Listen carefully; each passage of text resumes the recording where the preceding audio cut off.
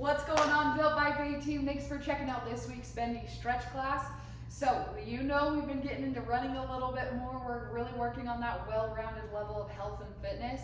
And so today we are going to be doing a runner's cool down stretch class. So this is really important. We want to make sure that we are letting these muscles get back to their original lengths. We're reducing any tension, just so that you can keep up with your movement, workout program, whatever you are doing, so that we're not running into injuries, so that we're not ridiculously sore, so we can keep seeing improvements and progress in the ways that we're wanting to. So this is something I want you to do after your running workout. Come back to it regularly, come back to it consistently, so that we can keep moving forward towards our running goals, our flexibility and our mobility goals, and our overall health and wellness. So again, right after your run, pull up this stretch class and let's get started.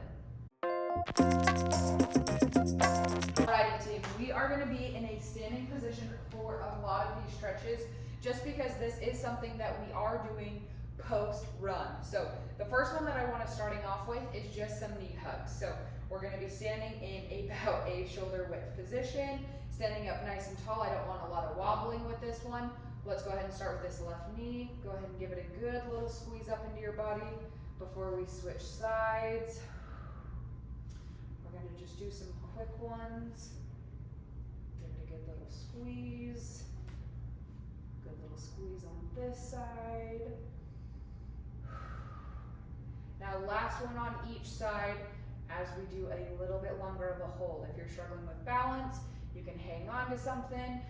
You can also, I know this is a big point, focus on one little thing on the floor or in front of you, and that's going to help with your balance. But making sure that you're also regularly stretching is also going to help with balance, so make sure that you are incorporating it regularly.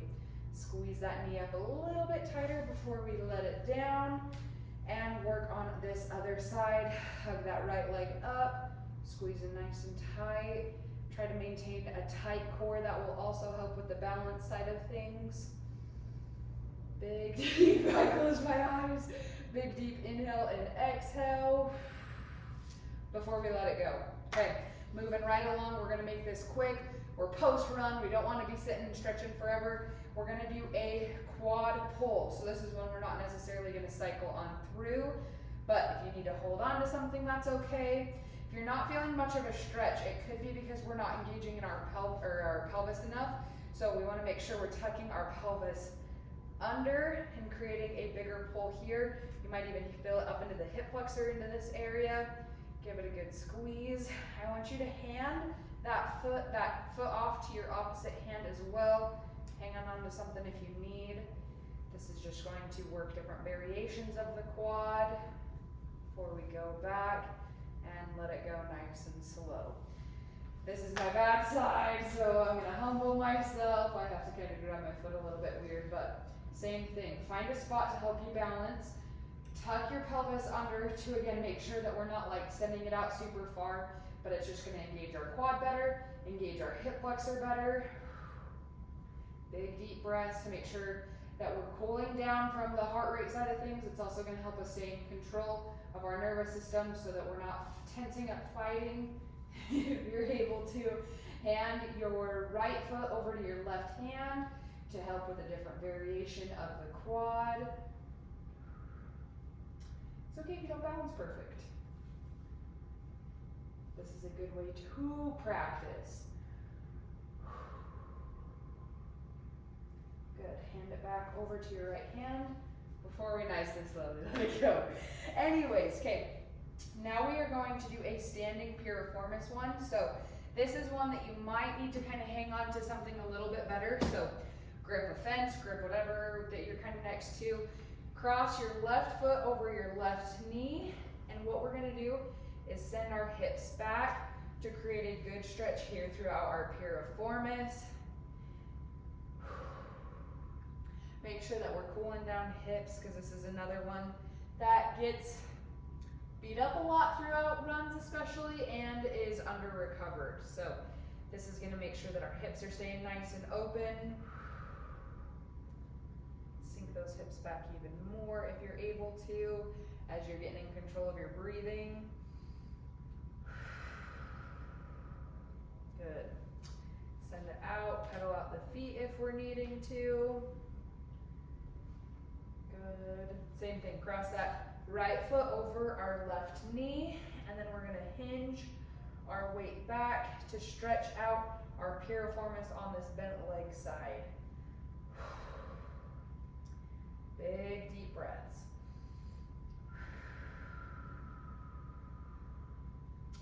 Only a second longer, we're almost there. Fall a little deeper into it if you're able to. Beautiful. And go ahead and come out of that one. We're gonna stand up nice and tall before we do a forward fold to stretch out our hamstrings, maybe into our calves a little bit. Again, soft bend, we don't need to be locking out our knees by any means. I'm okay with the soft bend.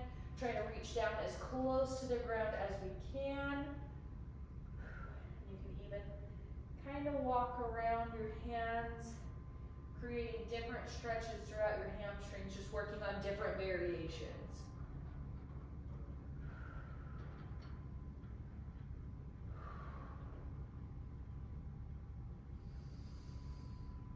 Shift your weight forward through your toes, back through your heels, and come on up nice and slow.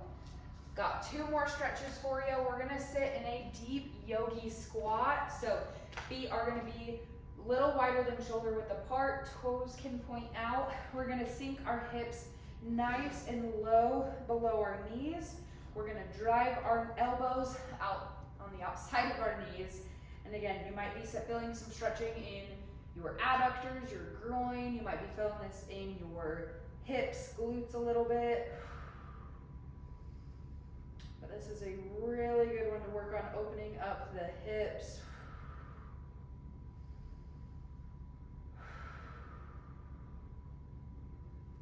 Almost there. Give me 3 more big breaths.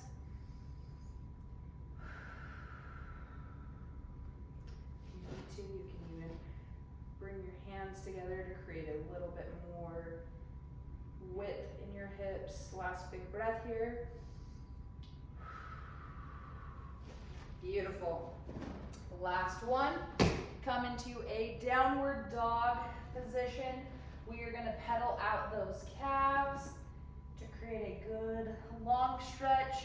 We want to make sure we're keeping those calves healthy so we avoid any shin splints when we're running. It'll also help us avoid some ankle injuries from overly tight calves. Pedal those out back and forth.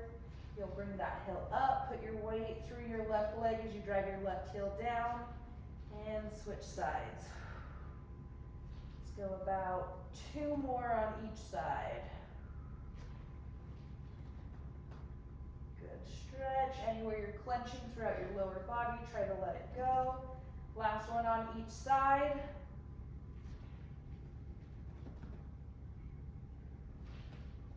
Beautiful. Okay. That is looking great, team. Way to get after your runs, way to focus on recovery after your runs so that we can keep getting faster, so that we can keep moving forward towards those goals.